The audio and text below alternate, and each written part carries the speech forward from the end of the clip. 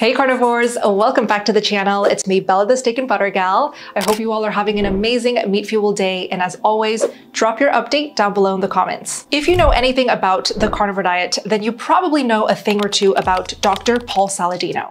Dr. Saladino was one of my earliest carnivore diet inspirations and a big reason why I went carnivore too. He was one of the first people to share information and content about the carnivore lifestyle alongside Dr. Sean Baker and Dr. Candy Berry. While Dr. Saladino's meat-centric diet has raised many eyebrows in the general non-carnivore population for many years now, it is his reintroduction of fruit, carbs, and honey into his diet that has left us carnivores with more questions than answers. So in today's video, we are teaming up with Dr. Tony Hampton to answer the burning question.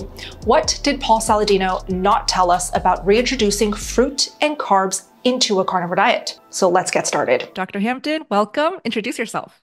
Thank you. Happy to be here as usual. And I am a family obesity doc, a little extra training in nutrition and functional medicine because I felt like that would be helpful for me to help my patients heal.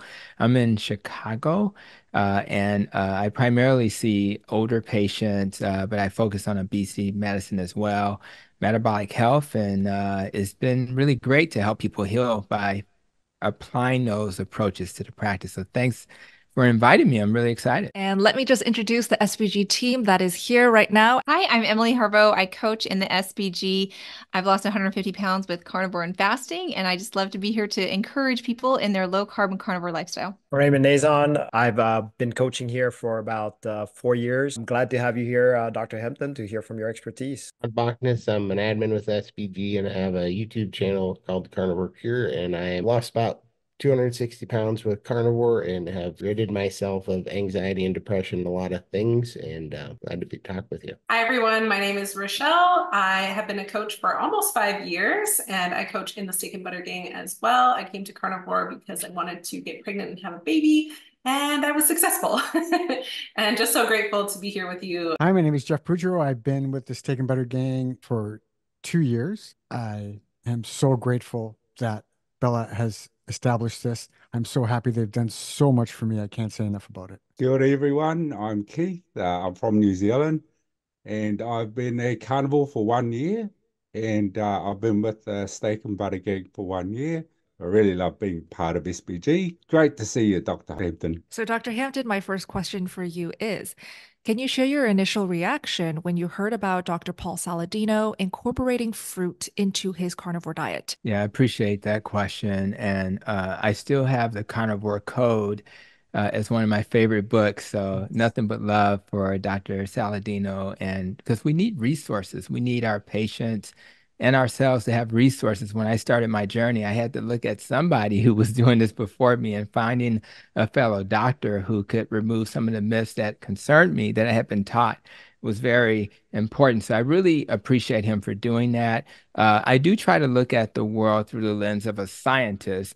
And and as a scientist, you have to be willing to change your perspective when you acquire new information, right? So if the doc's life experiences led him down a new path, you have to respect that. But when that happens, then those who follow him are like, well, maybe I need to ask why, right? So I was really curious about why he made that change. And I really think it's important that we have voices that are so impactful like his to be nuanced and caveat. So I think if I were to make a wish, I would say whenever you're sharing information that's a little different, to be nuanced so that those who may not fit the profile that it works for, maybe in his case, those people who, particularly who are not metabolically healthy, right? They need to understand how that may impact them. So I think that nuance needs to be added to the equation, just like when a study comes out. Can we put nuance out there? Who does this apply to? Who shouldn't it apply to? Who should be more cautious? So I was a little surprised, but I'm definitely not afraid to hear new perspectives because that's how we grow. If we don't question our conventional thinking, then we will not change when we are in a position where we may need to change. So I'm actually okay with it. And I think it's great because now we can have conversations like this. I love the connecting piece. That's why it's so wonderful to have Dr. Hampton every month in our challenge, because he's the ultimate connector, because he's out there treating actual patients every single day. When I come to it, I just come from my personal experience is that fruit would lead to cookies, would lead to processed food, would lead to, would lead to, would lead to. And so I can't consider that for myself. My blood sugar goes crazy, my cravings come back, and it does not suit my carnivore lifestyle. Yeah, I actually like that Saladino did explore that. And I read his book, and, I saw how anti-fruit he was in his book. That was kind of interesting, right? But it started to make me think because, as a coach, I coach some people that have a hard time getting into carnivore. And that's where I have the banana trick, for example. And I found out just recently, I have a client that the banana didn't work for him, but watermelon did. And I started asking myself, wait a minute, why? What's going on here? So I looked up what he was having problems was he was getting wheezy and unable to breathe when he was eating just carnivore. And so it dawned on me, L-citrulline, because watermelon has a lot of citrulline. For some reason, he's not getting this enough in the meats. So could it be an amino acid shortage? And I don't know the answer to that. I looked it up, and sure enough, citrulline helps with the lungs. And I'm like, so Wow. is there something with the amino acids, but for some reason, some of us don't digest it properly? I would definitely comment on that to say a lot of the men that come see me, they're encouraged to use L-citrulline, which then converts to arginine, Okay. and then it causes, vasodilation. So it's really good for erectile dysfunction and to open up those blood vessels in general via ultimately nitric oxide. So yeah, I think that that's a nice nuance. That's going to the nuance, right? So Right. we now have a little nuance that may explain why that's beneficial, and for some people, that's okay as long as the negative effects of the sugar that comes with that product is not Yes. harmful, right? And I Right. think that's the key. And I'll say from when I first got pregnant, I craved fruit. I've never liked watermelon in my entire existence, but when I got pregnant, all of a sudden, boom, I caught myself leaving the grocery store with a mini personal watermelon and I ate the whole thing. Did I have negative side effects from it? Yes, because I eat carnivore. But it was just really interesting to me to break down what it was that I needed, to Raymond's point about amino acids, nutrient wise. And I looked it up and it was lycopene. And because I had an aversion to eggs, so I was craving lycopene, which is very essential, as you would know, Dr. Hampton, for the development of the fetus. And so it went from watermelon to tomatoes, and then both of those things just were out after the first couple of weeks. They were out for me. But I just think it's very interesting that this could potentially arise for some people, and I understand that pregnancy is a completely different beast. Well, I just think there's going to be a rush on meat plus watermelon with all this talk about I know, vasodilation and right? everything is happening. Like, so Well, anyways, that I just think y'all caused a little revolution. That's all. I remember Dave Chappelle did a skit, and he said, "If you don't like watermelon, something wrong with you." So it's definitely he did. It's so funny. I loved it. Oh, hey. So hey, I understand. So right. again, many carnivores have their, even I heard Sean Baker say he's 98% carnivore. That means every once in a while, Yeah. so that's not gonna hurt you. It's when you go over and above. So I think that's totally okay. What do you believe are the main reasons behind Paul Saladino's decision to incorporate fruit and honey back into his carnivore diet? I know one of the things he talked about was cramping, and it's interesting because cramping is something that can happen if your electrolytes are off. Anytime you're doing a lower carb dietary pattern or keto, and of course carnivore, there's an issue. So if there's an issue, then of course when you think about those athletes, right, the sweating. The ultra athletes, I consider him an ultra athlete, at least from the picture and Oh, all of yeah. that surfing he's doing. If Mhm. he's not one, then he should be one.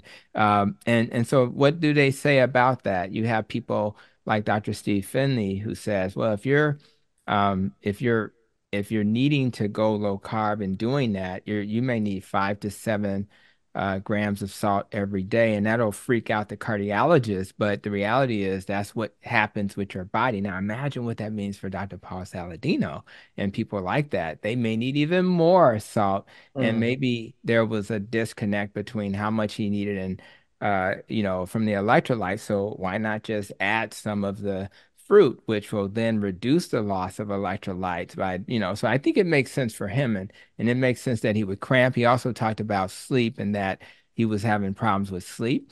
And of course, if your electrolytes are not in balance, you're probably going to have trouble not just with sleep in general, but the quality of your sleep. So even when you're sleeping, the quality won't be as good.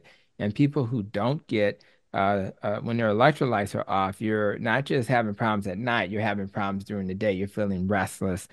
Surprisingly, the thing that surprised me the most is this issue with low T. Does Dr. Saladino look like you have a testosterone problem? No No, way, definitely at right? all. And when we think about carnivore, we actually think carnivore actually boosts your testosterone. We think about all the higher fat diets because in order to get to testosterone, you need to have cholesterol and fat in your diet. So, and that's why people who eliminate fat in their diet, particularly plant-based, they struggle with low testosterone. So what's cool about carnivore, which is why it's so surprising this happened to him, is that with carnivore, you eliminate the inflammatory foods, the sugars, the grains, the vegetable oils, the fibers, the plant toxins. You get rid of all of that stuff. All of those things can actually lower your testosterone when they're present, right? Mhm. You have more dietary fat in your diet, which is good for your testosterone. And so you have all of these beneficial results. More importantly, so you're eliminating stuff, but you're also adding the stuff that's helpful. So uh, and I've seen this happen to my plant-based patients all the time. They struggle sometimes with their zinc level, but you need zinc in order to increase, have an adequate testosterone level. And you can get that zinc in ribeye, lamb, and ground beef and things like that. The other thing you think about is the B12. We know what happens when you go plant-based.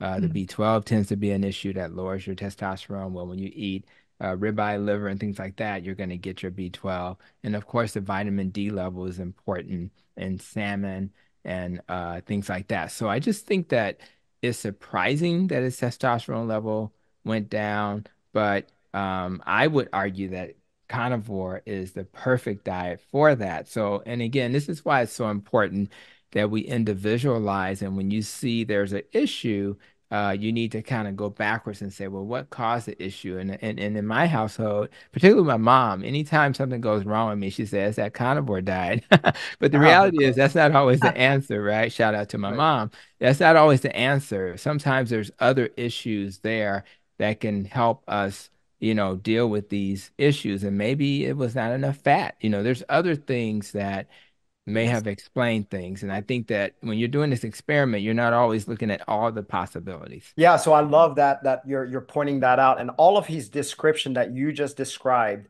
sounds like just like what we see with people over fasting, not eating enough. Now, if he's working out that much, and that's what I always suspected was his issue, and Hmm. he's also eating a lot of lean meat, like you said, very low fat. So I was like, oh, not lean meat, organs, because he's all in about organs, and those are lean. So Hmm. he's not getting his Right. fat in. So that's why I think he went that route. Because let me tell you, because he went that route doesn't mean, I mean, I'm a 6 years in right now. Hmm. We know people who's been at it for longer than that, much longer than that, and they don't have this issue. So why him? I just think he's taxing his body too much and was Yeah. under eating. Yeah. So thank you. I Great, do great think less is insights. more. Dr. Bimbo Kikyo, with his exercise program, teaches us that sometimes less exercise is better. And obviously, when you're surfing, things like that is more passion and something that you Of get a course. ton out of besides just exercise. But yeah, I mean, when I was a tennis player, I would be out there all day long. I'm gonna tell you, we had to keep pushing it in, and it takes a lot to kind of find balance. And you could also argue, is this a normal thing? It's just like a marathon. Is it really normal to run a marathon? Is it normal for me to be out playing tennis literally all day and sweating all day? So I think when we Good tax our point. bodies like that, we're likely to then move into this place where we're starting to have negative effects. See, the problem with higher end athletic folk. Like I had a patient today who used to be a bodybuilder. They have to tweak things and pay attention to things, just like a type 1 person with diabetes, right? They have to pay Mhm. attention to everything, and little changes have big impacts. So for him, if he were to start to increase the fat and he would have to really start to measure stuff, and it gets really nuanced. I think for the average person that we talk to, it's not necessary to do all of those things until they struggle. So, and when they struggle, it's usually not going to be at that level. So I do think that if he had gone down to increase the fat in his diet, and obviously we're not talking to him directly, maybe he did. I think that he may have found some solutions there, at least for part of what he was struggling with. So, but you never know. Whatever the process is for gluconeogenesis healed in my body, and it became more efficient after 15 Mhm. months of doing carnivore. Mhm. And so I had to up the fat. And when I did, that greatly helped my testosterone. But also what it did at the same time was it helped it I couldn't absorb as much protein without having a glucose spike. So where I used to be able to eat maybe 80, 90 grams of protein in a meal, I couldn't do that anymore. I could only eat about 60 to 70 grams of protein without spiking my insulin. And so when I raised the fat, my testosterone went up, but I stopped having calf cramps and stuff.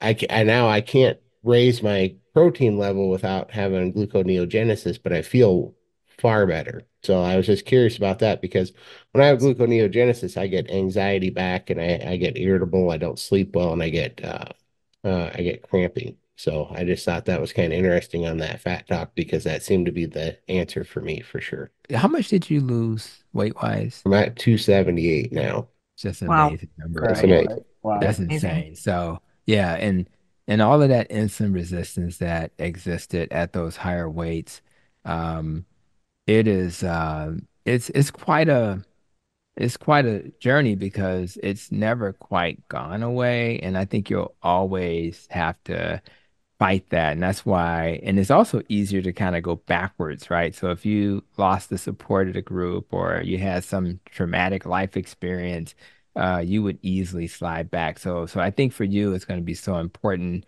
to recognize that my body is, even though the numbers may look like my fasting insulin and all of those things we measure may look okay, you're always more prone to sliding back. So just so it's a motivation in terms of knowing what you need to do, but it For sure. also just reminds you that my body may react in a way that the other person, it's kind of unfair, won't. So, but yeah, I think I'm not surprised that there's still some struggles because you're not quite as you've still got a little bit of that resistance still there. And I think that's why there's still some struggle. That's fine though. I tell people, people that say carnivore is restrictive, I'm like, if you're talking to a guy that was paralyzed and all they had to do was eat bacon and eggs to be able to Right. walk again, they would never say that that was a restrictive trade-off. And that's how I feel about it. So, Agree. but thank you so much. I agree. To me, it's all about where we came from. And so I came from at 300 pounds, was absolutely morbidly obese, was size 4X, 28, pretty miserable in that size. I was remembering a certain glucometer reaction that I had to strawberries, where strawberries just sent it like boom, just wild. It's spring Wow. season right now. People are asking, what can I have that's cool and fresh and fruity and all those things? But I love what you said. We have to look at it in context. We have to look at it to our individual biology. And I love what Todd's saying that I, am so happy to have a new life. And if part of that means that, hey, if I slip backwards, get out of the community, lose support, that's going to get me really quickly, then keeping that awareness is really important to Yeah, protect my lifestyle, to protect that's my right. health. It must be protected. I love Dr. Saladino's Instagram page because he provides so much information and education for the world, especially people who just don't get a carnivore diet lifestyle. He makes it easy to digest. And what I've noticed is Dr. Saladino, he lives on a tropical island. He lives in Costa Rica. He gets sunlight every day and he gets seasonal fruit, right? And he's also surfing 3 hours a day. Can you talk about maybe the dangers of, let's say, having a 9 to 5 job, getting fruit that is imported, right? Instead of living the way that Saladino lives, what's the difference if we try to mimic his diet? It's highly likely that some of the fruit he has access to has not been genetically modified. So, if it's not genetically modified, that means that the sweetness of it won't be the same as it is in genetically modified fruit. That's number one. Number two, he has the resources of I don't know his resources, but he's a doctor and he probably has more resources than my average patient. Right. Therefore, the possibility that they'll be able to buy grass-fed, whatever, even though we're talking about fruit here, I just don't think that the average person in that environment will be able to afford those fruits. So if you were to say, yes, if I'm going to try to eat fruit from plants that are maybe better for me. I think that getting to that type of product is going to be very difficult, and it may never be possible on a mass scale. Therefore, it may make more sense for most people to weigh the benefits versus the risk. Now, if the benefit is extraordinary, I fly planes, I get on planes. I think the benefit outweigh the risk. But if Right. I had heard on the news every other night that planes are falling out of the sky, I would probably get on a bus and do it that way. And I just think that for most people who live in this country, 7% of US citizens are metabolically healthy based on the research at Tufts University, which means Mhm. that 93% aren't.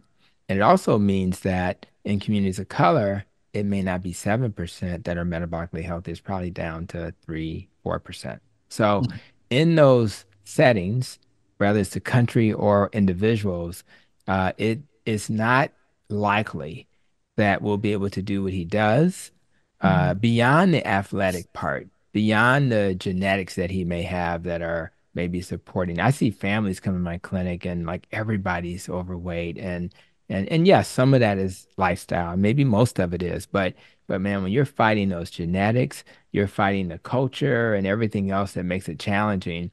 It is very difficult to imagine that that person should be consuming a lot of fruit. And so it's much easier to encourage them to eat what's essential to life. Fruits are not essential. Carbs are not essential. Let's eat the protein and let's eat the fat. And then periodically, just like Winnie the Pooh, we may come across some honey. There you go. Shout out to Winnie the Pooh, my favorite little character when I was a kid.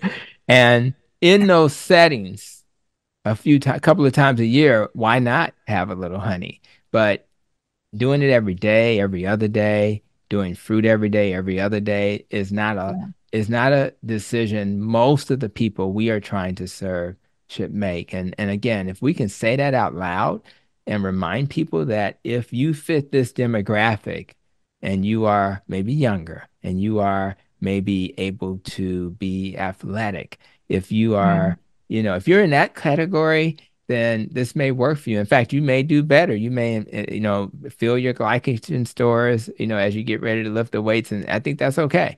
But for most people, they won't have access to the right fruit. And if they did, it's probably still not a good idea. What could be essential to a lot of new carnivores, including those transitioning from a keto diet, is leaning on a high-quality electrolyte supplement. This is the one that I recommend. It's from the brand Element, and very specifically this teal-colored box that they offer. It is labeled raw unflavored, and this one has no stevia, no sugar, nothing but the 3 electrolytes our body needs. You just rip one open, pour it in whatever you're drinking, mix it up, drink it down, and you are good to go. You all can get a free sample pack like this, which includes the raw unflavored. If you go to the URL shown on the screen, drinklmnt.com/SBGAL. I've also linked them down below. I do want to respect the fact that we can use a fruit as a potential medicine or potential helper as a tool, not obviously as a food. In a way, I say medicine, but you know what I mean? Just to get us that hump that we need. That's 100% true. I look at those non-essential fruit, the non-essential herbs, as a form of medicine. And as we just talked about, um, citrulline, which is in the watermelon peel, can then be a source of medicine. So Yes. it's okay to take that supplement if you struggle with erectile dysfunction, as an example. But then I also tell my patients, why do you have erectile dysfunction, right? Right. you weren't born necessarily with a citrulline deficiency. You're not a Right. watermelon, right? Right. And what I say is, and this is the part that they are amazed at, I say it's a muscle down there. Can we now recommend something to get that muscle working again? It may be a pump, not necessarily the one a urologist recommends, something that's like a form of exercise every 2 to 3 days. So to my shock and amazement, when I recommend pumps that people can buy direct to consumer themselves, FDA approved, men recover. And guess what? All of a sudden, they don't need Viagra, Cialis, Levitra. All of a sudden, they don't even need the citrulline supplement because they've Yes. restored it. And then they get on a maintenance schedule. So that's really important that people understand root cause, root cause, root cause. If I Yes. can get to that and fix it, then I may not need supplements in the form of herbs and fruit and or medicine. And if I can't get off the medicine, that's okay. If I have to take the supplement, that's okay. But we're always striving towards being as, ancestral appropriate because they didn't have any of this stuff back in the day, right? So let's Right. try to do it that way. I agree. And I love that you mentioned root cause, finding out what the root cause is. Usually, these things, as you know, working in a clinical setting the way that you do, these symptoms that people are experiencing are a symptom of a root cause. And it's That's like, right. if you want to change the fruit, you need to change the root, to use that Love it. cheesy analogy. And I agree. Like for me, a lot of the root cause was insulin resistance. A lot of it was inflammation. And just on to touch on the honey subject, I would be nervous to reintroduce it, much to Emily's point about, just recovering from sugar and binge eating, restricted binge eating, volume eating. Like I feel like it would just open a doorway for me. However, I do understand that it does have a place and a role as a form of medicine. I mean, I've used it mixed with salt on my skin and it's done amazing Oh, things yeah. for me. However, ingesting it, I would be concerned that it would potentially bring back, chronic arthritic pain or something like that. So for Yes. me, Yeah. I would have to really, weigh my options, benefit, risk, benefit, risk. But what is the root cause? And starting with that, I think is the most important part. I'm so glad this was brought up, the carb addiction, sugar addiction aspect. I know myself and my past. If something triggers me, the binge eating will come back. If something triggers me, then I don't feel like I'm in control with my food habits and with my eating patterns. Yes. So I would love to just quickly go around the room and have you guys share real quick. Why do you not eat fruits and honey? Yeah, I'll start. And well, some of it is not even me, it's my wife, right? So my wife has type 1 diabetes, and I don't believe that she can tolerate the spikes. And even Dr. Saladino believes that the spikes can be helpful because we need some insulin to help us hold on to the salt and the minerals. But my theory is, you're going to get a little bit of a spike from the protein. So if you're concerned about the insulin signal going to sleep and you're getting, physiologic insulin resistance, I don't think that that's a big issue because when you get insulin resistance temporarily because you're not really needing the insulin, your body just bounces right back. Mhm. So the benefit of um, not getting that is greater than any benefit of consuming fruit. I don't really need that. My wife doesn't need that. And for me, although fruit is more tolerated than not the asparagus, but for me it was like the Brussels sprouts, the cabbage, and things of that nature. Fruit's more tolerated, but as a person who had stomach problems, Mhm. um, irritable bowel, the first day of the watermelon, shout out to Dave Chappelle again. The first day of that's going to be great, but Yeah. but then if I kept eating that, we're gonna have a problem. And I don't want to Sure. go back to eating what I consider the poison that led to my symptoms because busy Right. life, Yes. I need to have a stomach that's happy. So for me, it was really more about my wife, but I also saw in myself that it was much better when I avoided fruit. So for me, it has a lot to do with those same things. It's protecting the current health that I've achieved. I worked really hard to make it this far. I took a lot of focus in my life to get here, and it is so good being here. I feel my optimal, my hormones feel great. I have awesome hunger satiety signals. I don't think about food. It's so efficient. I have food freedom. So I can just work through my days and not think about food. And it helps me to be able to fast easily. So I'm just so happy where I'm at, and I don't crave it at all. So there's just, for me, no reason to include it. When I have any fructose or sugar or any of that stuff, first thing that happens is the anxiety comes back. And that anxiety has always been the really just the crux of all my compulsive behavior and addictive nature. And I've always treated anxiety with sugar and always trying to find something. I've kind of, I really truly believe that most of uh, my addiction it's to food and gambling and everything in my past was and my compulsive nature was just some sort of weird trying to find some relief from the constant torment from anxiety for like 30 years. And as soon as that comes back, I know when I get anxiety, that is 100%. It's just poison for me. It's gonna ruin me. So I got to keep that gone. You know, the depression comes with the anxiety, and always having to self-medicate with something, to a really compulsive extreme measure. And that's what it always was. When the anxiety went away, everything else was easily melted away. And that didn't happen until I was completely away from anything that spikes my insulin. It seems like if I spike my insulin, something happens with cortisol and the anxiety goes through the roof. I'll comment briefly, Todd.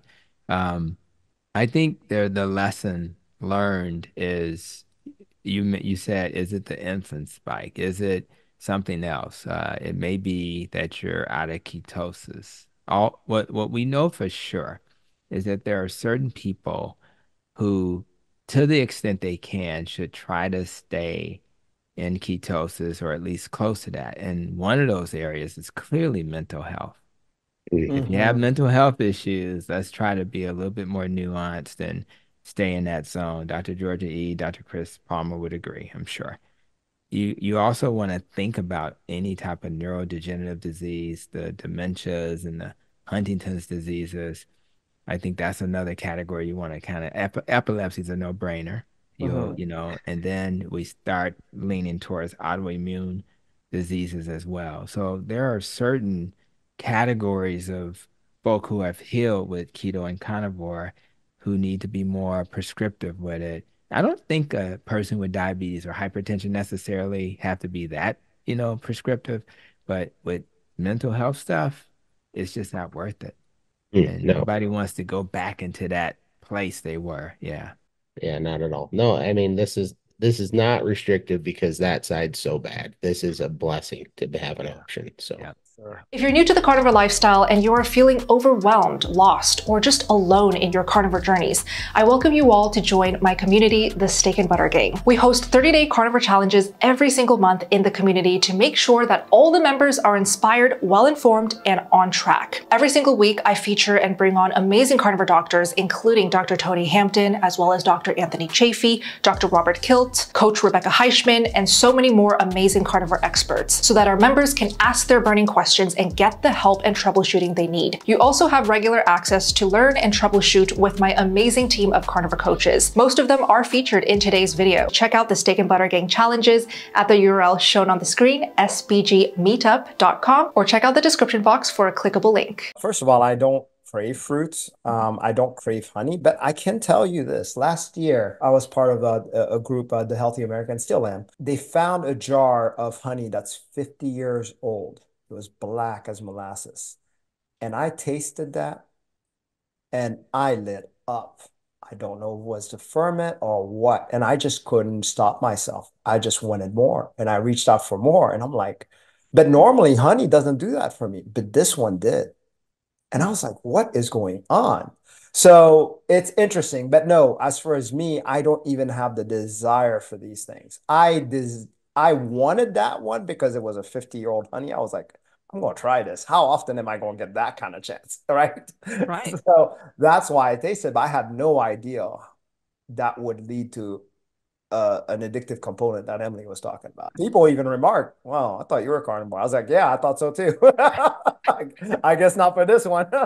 Dr. Hampton, do you consider honey to be carnivore? I do not. I understand that as we like to describe it, V vomit came from some type of animal.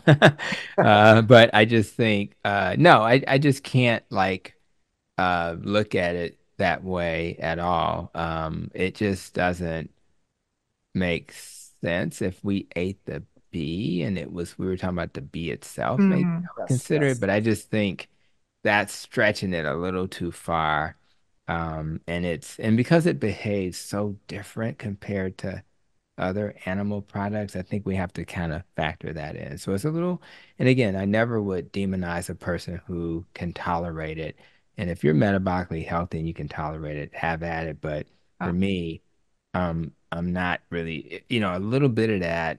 It's just when does it end? I mean, that stuff Right. it's just so good Mm. and right. you just never want to stop eating it. And I just have other stuff to do, other things to do with my time instead of thinking about honey all day. Agreed. I agree. I choose not to eat fruits and honey for a slew of reasons. Like I said, when I got pregnant, there was a craving period and there was just nothing I could do about it. Right. Those cravings are definitely all consuming, but once I realized and was able to isolate the specific nutrient, I was able to research, okay, what meats could I, get this from and what can I ingest that's going to be actually tolerable to me because there were a lot of aversions at the beginning of my pregnancy. But for me, much like Todd, anytime I would binge eat on sugar, I would get really, really anxious and followed by that high anxiety would be a crash and I would be manically depressed, like within a few hours of my binge of my sugar. I would go from that super duper high to that super duper low, and it just really reinforced the dysfunction and dysregulation in my nervous system. And once I realized that those things played a key role, even though fruit is different than, say Oreos or something like that, it still reacts in my body the same way. I still have the same response mentally and emotionally to those things. So not having them in my system is better for me. And this is ironic because we have bees, like we keep bees and do honey and stuff at our house. And I love to give it away to people, because it's a way to bless people, but it's just not something that I feel I need to consume for my health, at least not at this time. People have stated my reasons. I would count mental health among them. And I don't even consider honey, and this is just an opinion, but I don't consider honey as an animal product. If there are only two kingdoms, plant and animal, then okay, they have to go into that. But the world is not that black and white. So animals are insects. So if I ate grasshoppers, sure, I'd get protein, but I can get protein from broccoli or cauliflower. That doesn't mean I'm eating meat. So it's not carnivore. I so even sympathize with Todd on the anxiety aspect of it because when I quit vaping a year and a half ago and I went to Dairy Queen once, and that led to 3 months, a 55 weight gain, a Mm. 55-pound weight gain. It took me another 5 months to lose it. My anxiety, depression, everything skyrocketed. I do not, and I didn't have a sugar addiction before that, but I believe, as Dr. Iflin said, it was sugar addiction transfer, or it was addiction Oh, transfer. So I don't want to go back. And like Coach Emily said, that's just weight gain. You're just staring weight gain in the face. So my third reason just doesn't make any sense. Doesn't make any sense. I've learned to really love myself, right? And like a respectful way. This is God's temple. I want to take care of it. I have a responsibility. The healthier I am, the more service I can be to others. So I need to just keep all of these in mind and mm. stay carnivore. Again, as Coach Raymond said, because I feel good, because it makes me feel good. Wasn't feeling so great before. So for all of those reasons and probably others, that's why I just don't want to go near it. When I was younger, fruit and honey I really liked, maybe because I was active or as I grew into an adult, those wants for fruit and honey started disappearing. And I was like, wow, why is that? And then I realized that I had replaced it with carbs of another kind, like bread. And then I had replaced it also as an adult with stuff like alcohol. And then those things triggered mental health issues for me. And I didn't know what to do with it. So now that I see fruit and honey, I'm like, I need to stay away from it, or anything that's in relation to that, along with any carbs or sugars. That's the one thing I've learned on Carnivore, and that's the one thing I've learned from the coaches and everybody here. If you really care about yourself and you really love yourself, just give it a chance. Give Carnivore a chance and see how it makes you feel about yourself. How do you respond to arguments suggesting that ancestral humans may have consumed small amounts of fruit and that it could have health benefits for some individuals? I think the key word is small amounts of fruit, right? Mhm. I'm glad you said that because um, I think that's what our ancestors had access to was small amounts of fruit. And just that alone should make you pause and say, okay, so if that's true, then should we then assume that all of this access to fruit that we have is normal?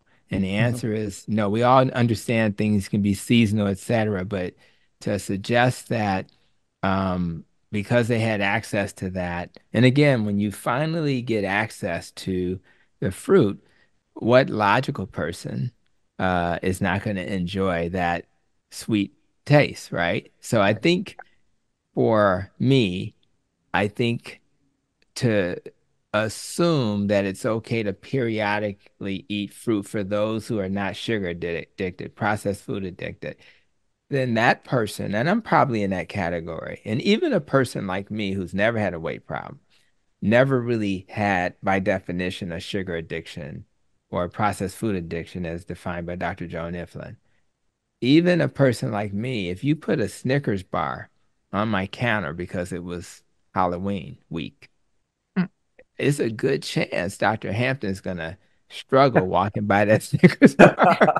Of course. It's a good chance. So I told my wife, I love my wife, I bring her up often. Listen, let's not, first of all, why do we have dishes of candy in the house and we don't even have kids in here? What are we doing?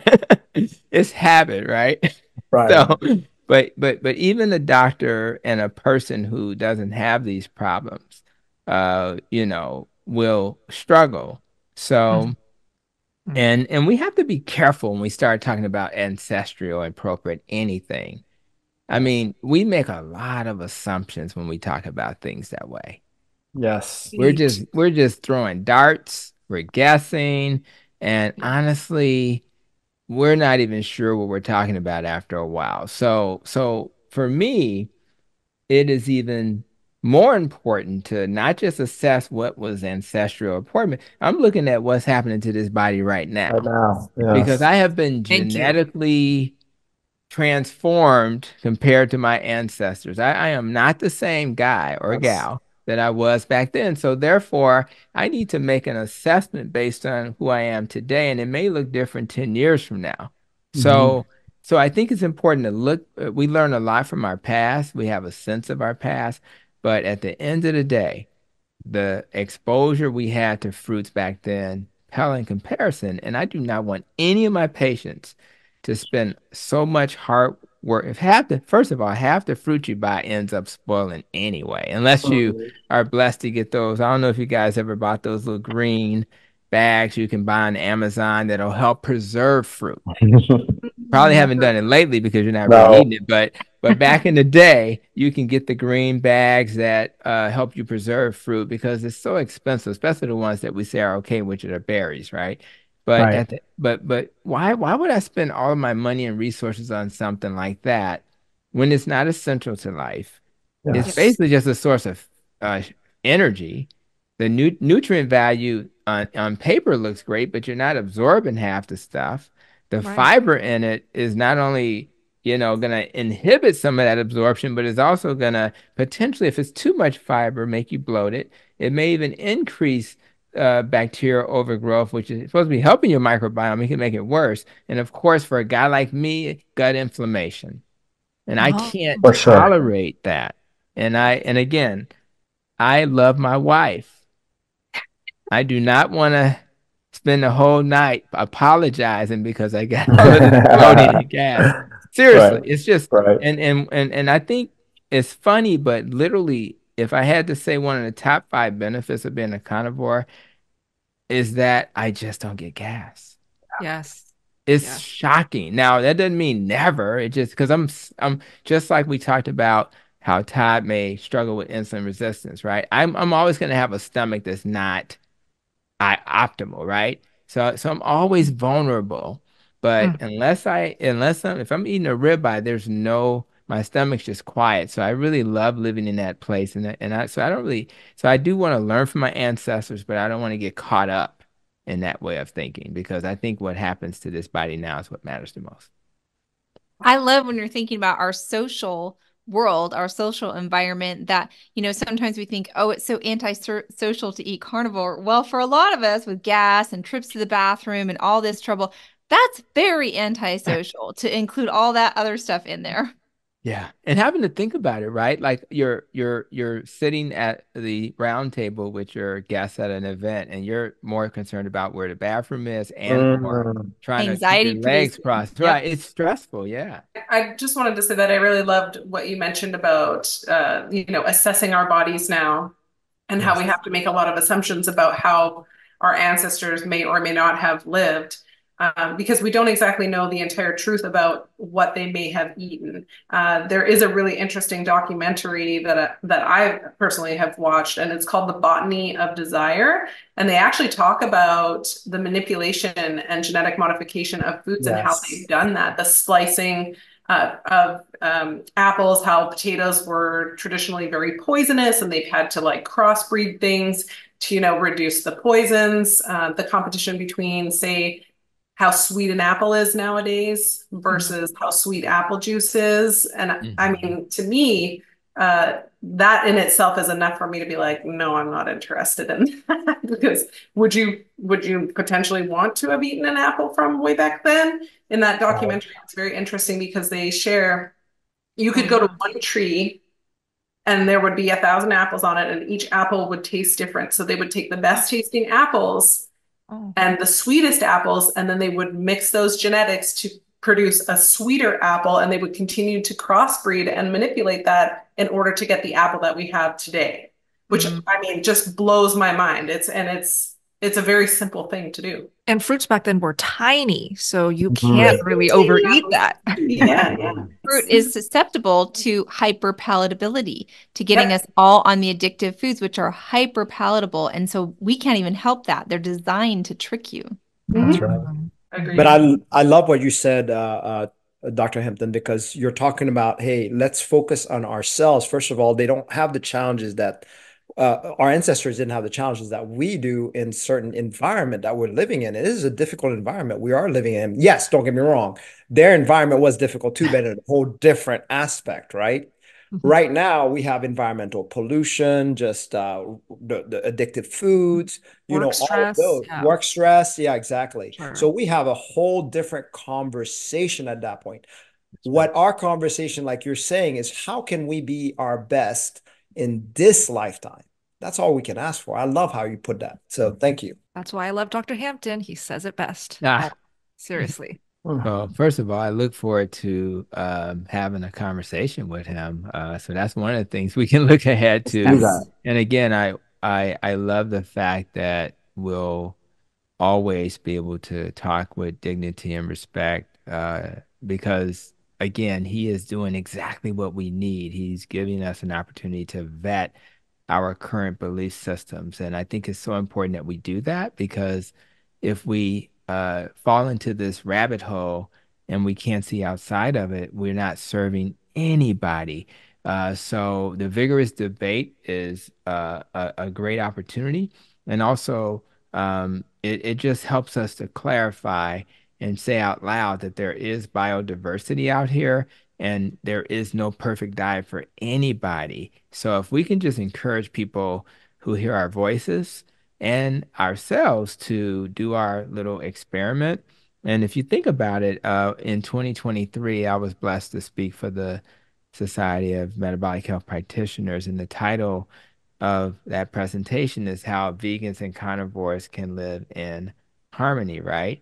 Well, I honestly think that carnivores who eat fruit can live in harmony with carnivores who don't eat fruit. I really believe love it. that. I love it, That's Dr. so Hampton. Yeah, special. So I love virtual it. hug to Dr. Saladino Yes. Yes. for challenging our thinking, continuing to do a phenomenal. He's a smart guy, does great work, a lot of research. Maybe when I have more time, I'll do even more research.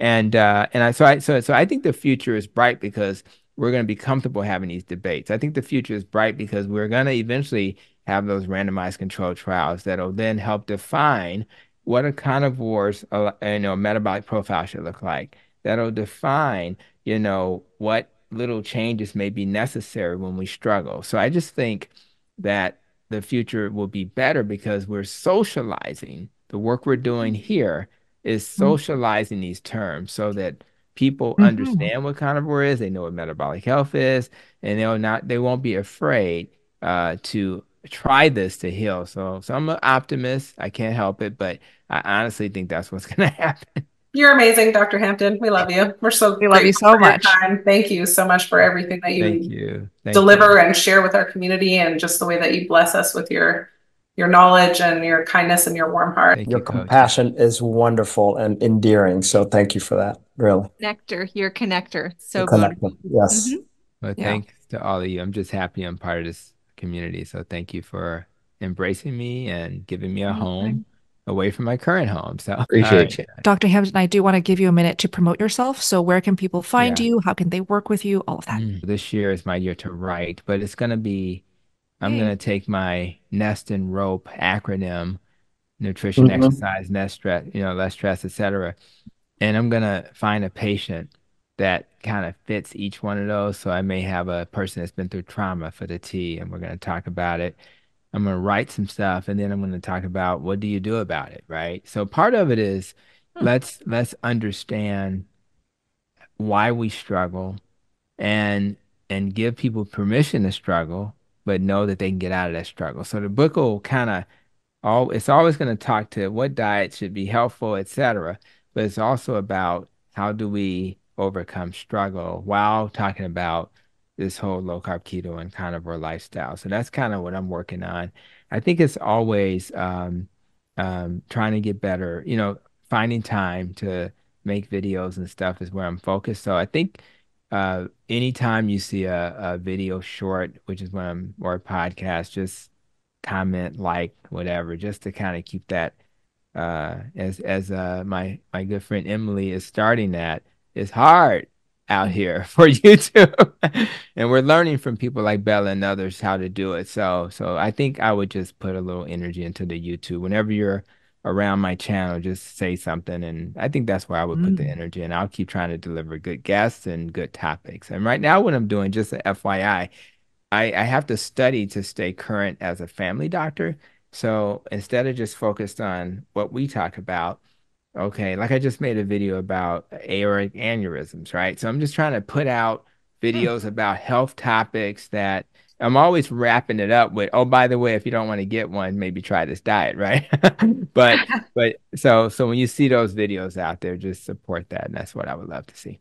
Oh, Absolutely. Awesome work. thank you for being here, Dr. Hampton. All Awesome. right, guys. If you're new to the carnivore lifestyle and you are feeling overwhelmed, lost, or just alone in your carnivore journeys, I welcome you all to join my community, the Steak and Butter Gang. We host 30-day carnivore challenges every single month in the community to make sure that all the members are inspired, well-informed, and on track. Every single week, I feature and bring on amazing carnivore doctors, including Dr. Tony Hampton, as well as Dr. Anthony Chafee, Dr. Robert Kilt, Coach Rebecca Heischman, and so many more amazing carnivore experts so that our members can ask their burning questions and get the help and troubleshooting they need. You also have regular access to learn and troubleshoot with my amazing team of carnivore coaches. Most of them are featured in today's video. All of these carnivore coaches are not only knowledgeable in every aspect of health and wellness applied through a carnivore diet, they are also incredibly loving and kind individuals. If you need help on your carnivore journey to get to your fat loss or healing goals, I welcome you guys to check out the Steak and Butter Gang challenges at the URL shown on the screen, sbgmeetup.com, or check out the description box for a clickable link. I hope you found today's discussion insightful and thought-provoking.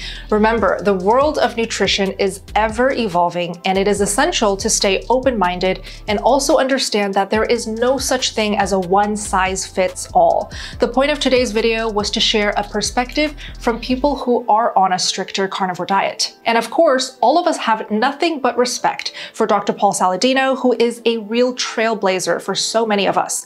If you enjoyed this video, please do not forget to give it a thumbs up and subscribe to the channel for more carnivore content. And as always, if you have any questions or topics you would like us to cover in future videos, feel free to leave them in the comments down below. Until next time, keep thriving on your carnivore journey, and I will see you in my next video. SBG out.